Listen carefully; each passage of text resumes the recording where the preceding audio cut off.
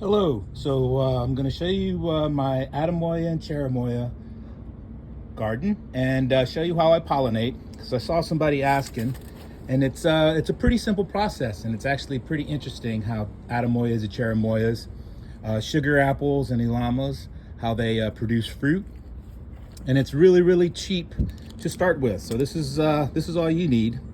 I just get cheap paintbrushes and this film canister from Amazon. I'll put a link to these. I think it's $10 for both sets, and then you get like 6 of each. So really cheap. This is the cheapest way to do it. And the next part is just knowledge, knowing when to come out and identifying the flowers. So most of my Atemoyas and Cherimoyas I grow in pots, 25 gallon, 45 gallon. They can fruit in 5-gallon pots. But I like to grow them about 25-gallon pots and then trim them down every year to this size. And you can see right now that there's a lot of immature flowers as they start to come out. And this is a priestly Atemoya. And I also do some grafting. So you can, on this one, I have an El Bumpo that's pushing, and a couple other grafts over here. But what we're looking for is some mature flowers. And what will happen is Cherimoyas and Atemoyas in this family that have these types of flowers, they will start as females and be receptive to pollen.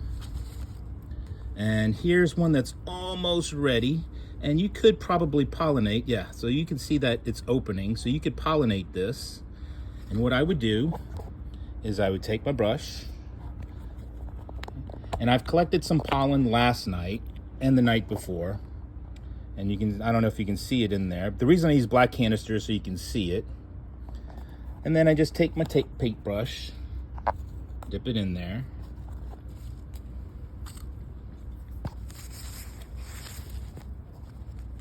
sorry about that, let's see if I can get a good angle. And then I would use my other hand, but it's gonna hold my camera, and then you would take it in there and just rub it inside. Rub it inside there, just like that. And at this point, it's pollinated. And in nature, what'll happen is a beetle is really attracted to the smell of it, and it does have a nice smell, and the beetle will just sit in there for a couple days. So that's what happens. So this then, after this flower, tonight and tomorrow, it will open up further, and then it will start to produce pollen. So right now there's no pollen being produced in that flower. And then, I know there's one over here. There's much more. So here's a Rubiong and a Libby. So this is a Libby graft onto African Pride. You can see some graft work that I have. Here's an Mbumbo. Supposed to be one of the nicer Cherimoyas to eat, and that one's a single graft, and here's another one pushing. But you can see here are some flowers that are opening.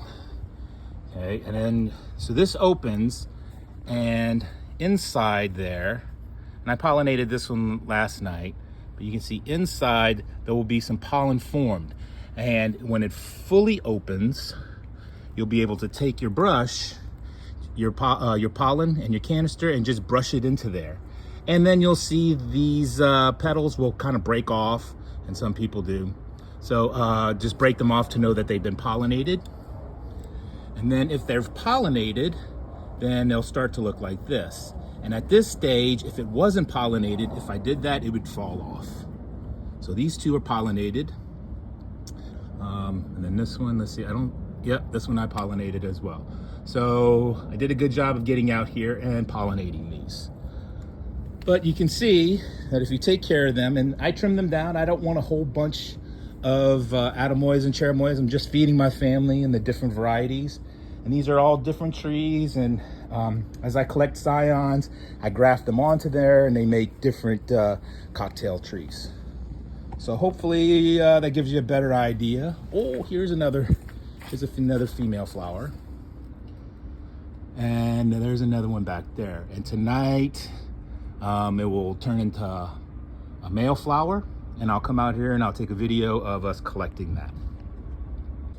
Okay, it's a little bit later in the afternoon now.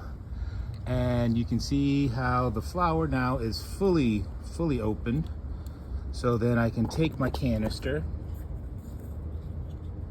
and take my brush, and then I can just take the pollen that is formed, and you can see it kind of falling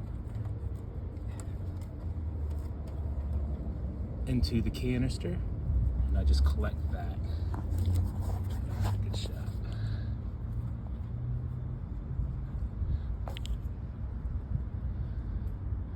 So you can see the pollen is formed, and it has like kind of like, I don't know, a little feathery type, and pollen is attached to that, and then it will stick to your brush, and then you can pollinate the female. And then it grows into a Cherimoya or Atemoya or sugar apple or whatever you're trying to grow. So good luck. It's one of my favorite fruits. I think everybody should be growing this. I absolutely love this fruit. And the taste is unique, and it grows very well in Southern California. Here's another one that I'll collect. So I'll just put the cup under there. I'll take my brush and I'll just brush the pollen into there. You can kind of see it collecting. All right, good luck.